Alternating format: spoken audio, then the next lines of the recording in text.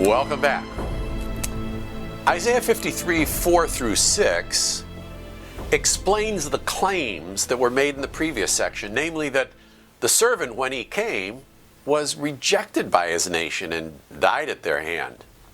So it begins with achen. It's a strong asseverative particle. It means certainly, surely, absolutely. It's used to indicate a clear contrast with the immediately preceding by way of this emphatic restriction. See, the idea is that although the servant did come to suffer, be rejected, and killed, the real explanation is as follows, verses 4 through 6. So, verse 4 touches on the human cause for the atonement. There are really two categories, aren't there? First, the punishment that was due humankind because of their sin. And second, just the spiritual blindness that led them to reject him and conclude that his death on the cross was what he personally had coming to him. Notice that the language of verse 4 and 5 are strong allusions to what we talked about back in Isaiah 1, particularly verses 5 and 6. Check that out. Objectively considered, he bore our calamity, our suffering. All of the calamity to body, soul, and spirit that hell will be is included here, along with all the suffering that sin now causes. Subjectively considered, he carried our sorrows. Now, the significance of the parallel bicola is that not only did he take up our calamities objectively, but also suffered emotionally and spiritually, subjectively, what we should have suffered. The prime cause of the servant's atoning death was that he was one with us when we were guilty and deserving of hell. We were the answer to that agonized question, why have you forsaken me? The tagline to this text in Matthew 8:17, in the context of Jesus' healing ministry, indicates that his sympathy with our infirmities is included in the meaning of this passage, but it doesn't exhaust it. It's part of it, but it's not everything. See, Jesus' healing ministry did address, partially, the effects of sin on humanity. And as such, it was a token of the full remission to be accomplished at the cross, with the ultimate benefit to be received at the resurrection. But the people misunderstand his sinless character. They thought God was punishing him for his own sin. The verb naga, to strike, takes on a theological sense here, but in other places, like Psalm 73, it's translated plague. In 2 Chronicles 26, it refers to leprosy. You may have choked earlier when I read from the Babylonian Talmud their take that the servant was the leprous one. Well, here's where they get it. I don't agree that he was, but I'm saying here's where they get that idea. Isaiah's audience, he's saying, concludes that the servant was stricken, beaten by God, and degraded for his own sin. They were sure that he was dying because he deserved it. Now, while Isaiah doesn't have these details in mind, we have the benefit of the gospel record. And the record shows that Pilate's wife found no fault in him. Pilate found no fault in him. Herod said there was no fault. The centurion concluded that he was innocent. He said, this is the Son of God. But accusing him was no problem for the religious, because he confronted their presuppositions with facts. Verse 5, the divine act of the atonement.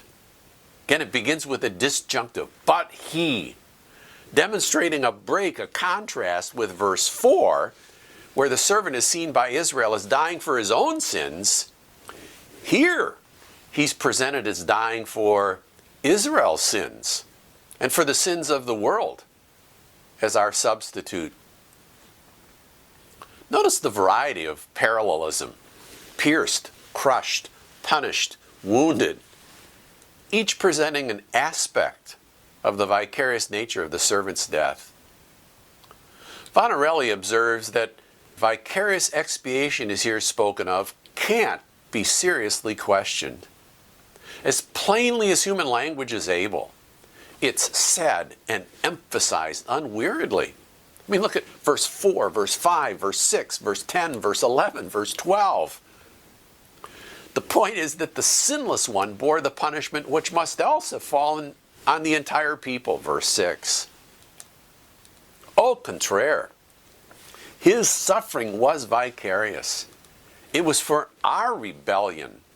By the way, the term here is the same one that's used in 1 Kings 12, 2 Kings 1, 2 Kings 8, and there it's translated rebellion. Those are more sort of political or social settings.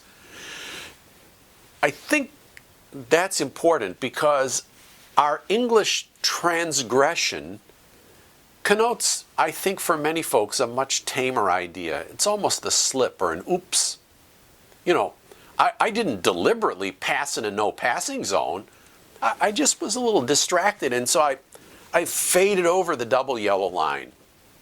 Well, the servant doesn't suffer for slips and oops, but he does for rebels. Taken together, these expressions contradict the previously stated conclusion of Israel that the servant died as a result of his own guilt.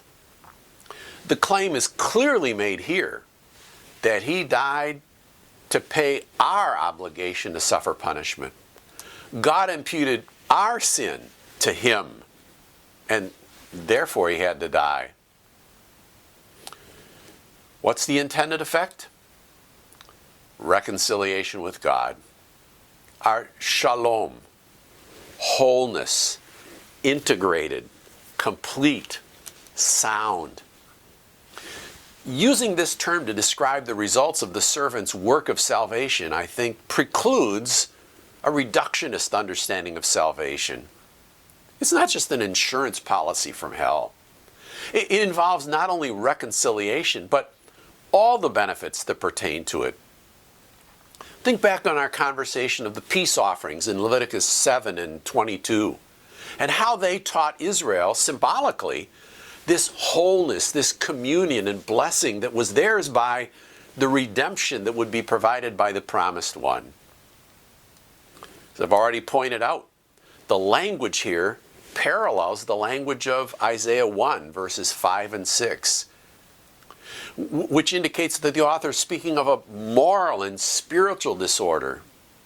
So, without denying any physical implications of the atonement, the healing spoken of here is primarily spiritual. His welts were for our spiritual defect, which brought condemnation upon us. And that being removed, we're healed, we're made whole. Well, practically speaking, the welts of the servant move the believer to forsake the sin that caused them, so that practically, sanctification, as well as judicially, justification, we're healed by the suffering and the death of the servant. Look at verse 6, the great confession about the atonement. This confession speaks to the kind of sin that made necessary the atonement accomplished by the servant, and to the act of God that made the atoning death of the servant effective. See, humankind is collectively a sinner by nature. All of us like a flock. And individually, we choose to go our own way. But God, there's no guessing about agency here. God's the actor. Now, Many arguments have been engaged over who killed Jesus, and it's true, I guess, in one sense, the Romans killed Jesus, in another, the Jews did, and yet in another, we all did.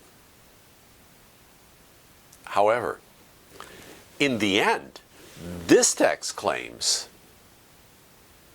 that God killed him. God killed him as the one and only effective sacrifice for all people. God inflicted the death penalty on him for our sin. Now, the interpretations of this act are as diverse as the theories of the atonement, but the only one that aligns with Scripture is that the atonement is vicarious and demands a penal view of the atonement rather than a corrective or a protective view. Think about that. We'll see you in a bit.